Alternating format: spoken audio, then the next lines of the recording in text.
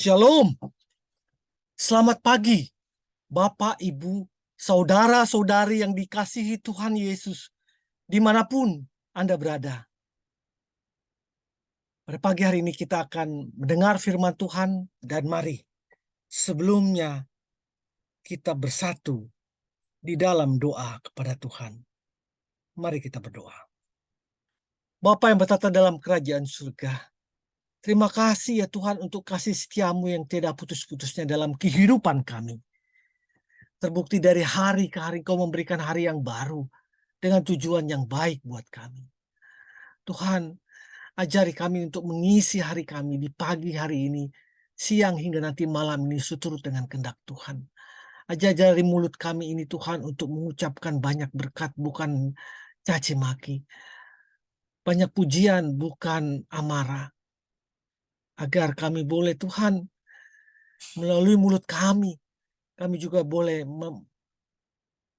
menjadi berkat buat banyak orang. Bapak, demikian juga dengan sikap dan tingkah laku kami serahkan ke dalam tangan-Mu. Untuk itu masuklah Tuhan ke dalam hati kami. Beracaralah seluas-luasnya. Kami siap untuk mendengarkannya. Dalam nama Tuhan Yesus. Amin. Memilih jalan kehidupan. Landasan firman Matius 7 ayat 14. Karena sesaklah pintu dan sempitlah jalan yang menuju kepada kehidupan, dan sedikit orang yang mendapati. Matius 7 ayat 14. Bapak Ibu, banyak orang mengatakan hidup ini penuh dengan liku-liku. Meskipun demikian, kita tetap harus membuat pilihan dalam setiap langkah kita yang penuh liku-liku itu. Kualitas hidup seseorang tidak ditentukan oleh harta atau jabatan, tetapi oleh pilihan-pilihan dalam hidupnya. Kita bisa lihat dan menilai dengan mudah untuk membedakan mana orang yang mempunyai pilihan hidup yang benar, mana orang yang mempunyai pilihan hidup yang tidak benar. Ambil contoh seseorang yang memilih makanan dan cara mereka berolahraga. Kita bisa membedakan kualitas hidup mereka. Seseorang yang tidak memperhatikan kesehatan atau sembarang dalam memilih makanan tentu berbeda. Berbeda dengan orang yang peduli dengan kesehatan. Ia akan berhati-hati dalam mengkonsumsi makanan agar sesuai dengan kebutuhan dan asupan tubuhnya. Pilihan, sekali lagi kembali, pilihan menentukan siapa kita dan bagaimana kita itu orangnya. Bapak, Ibu, saudara-saudari yang dikasih Tuhan, Yesus mengajarkan bahwa hanya ada dua jalan dalam kehidupan ini. Dua jalan itu sangat berbeda, bagaikan bumi dan langit. Yang satu adalah jalan menuju kehidupan, dan yang kedua adalah jalan menuju kebinasaan. Kita tidak dapat memilih kedua-duanya. Kita harus memilih satu. Amsal 14 ayat 12, Salomo menulis, ada jalan yang disangka lurus, tetapi ujungnya maut. Apa maksud dari ayat ini? Jalan yang disangka lurus tetapi ujungnya menuju maut adalah hikmat manusia. Mereka mempergunakan akal budi manusia, pemikiran manusia, dan mereka merasakan bahwa itu adalah jalan yang lurus. Tetapi bagi Tuhan itu tidak lurus. Hikmat manusia tidak bisa menjadi landasan untuk menentukan benar atau salah, layak atau tidak layak. Yang bisa menjadi landasan dan sumber satu-satunya dan tidak ada kesalahan untuk menentukan jalan hidup yang benar adalah pernyataan tertulis Allah atau firman Allah itu sendiri. Sayangnya banyak manusia yang lebih mengandalkan hikmat marifat dirinya daripada firman Tuhan. Matius 7 ayat 13 mengatakan, Allah menawarkan pilihan. Masuklah melalui pintu yang sesak. Yang sesak itu karena lebarlah pintu dan luaslah jalan yang menuju kepada kebinasaan. Dan banyak orang yang masuk melaluinya. Lukas 13 ayat 23 sampai 24, Yesus sendiri memerintahkan kepada kita. Dan ada seorang yang berkata kepadanya, Tuhan, sedikit sajakah orang yang diselamatkan? Jawab Yesus kepada orang-orang di situ, berjuanglah untuk masuk melalui pintu yang sesak itu. Sebab aku berkata kepadamu, banyak orang akan berusaha untuk masuk, tetapi tidak akan dapat.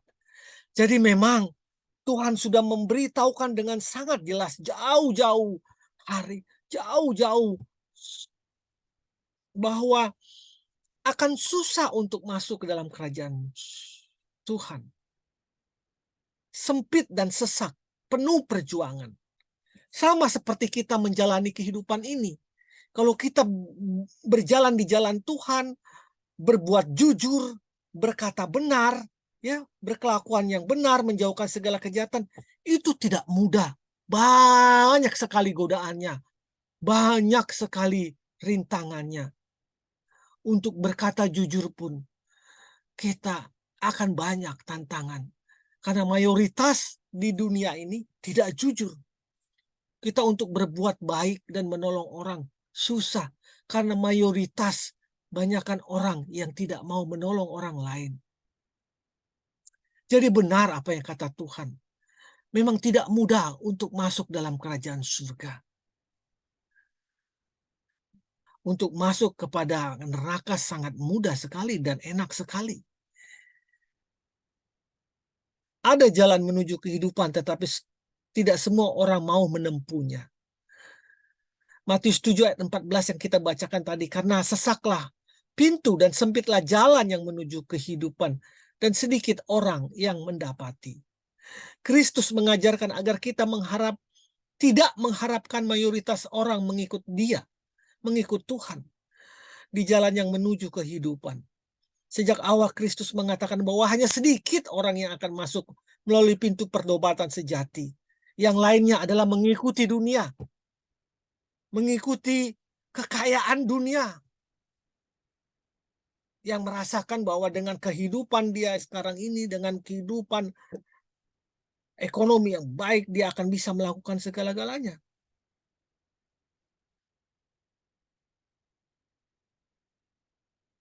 Jadi hanya sedikit orang yang akan masuk melalui pintu pertobatan dan mau menyangkal diri untuk mengikutnya, serta betul-betul berusaha untuk menaati perintahnya.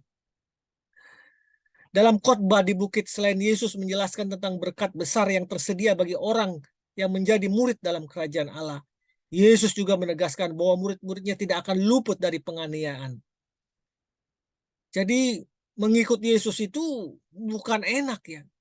Mengikut Yesus itu bukan sekali diselamatkan lalu goyang-goyang kaki dan kita akan mendapat kebenaran. Bukan. Kebenaran itu harus diusahakan.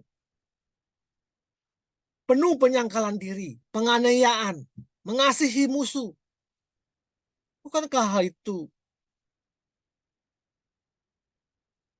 sangat tidak mudah?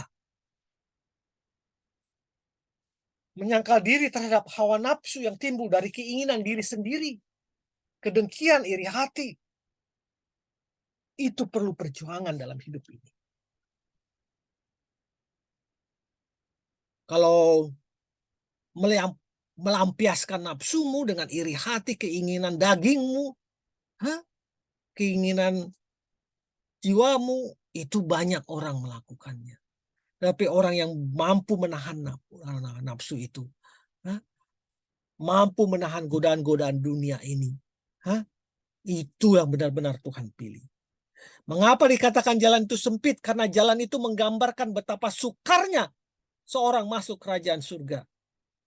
Namun kita harus masuk melalui pintu yang sesak. Karena banyaknya orang yang berusaha untuk masuk. Kita harus masuk dan menjadi pemenang. Pintu atau jalan yang sempit menunjukkan kepada kita ada banyak hal yang harus kita tinggalkan dalam hidup ini.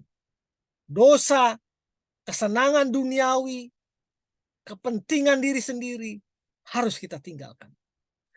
Namun jalan yang sempit ini justru jalan menuju kehidupan, karena pada akhirnya kita akan menerima upah kekal seperti yang difirmankan dalam Wahyu 2 ayat 10b. Hendaklah engkau setia sampai mati, dan aku akan mengaruniakan kepadamu mahkota kehidupan.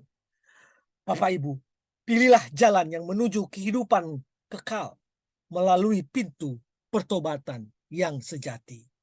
Selamat pagi, selamat berkarya. Pilihlah pilihan hidupmu yang benar di dalam Tuhan. Amin.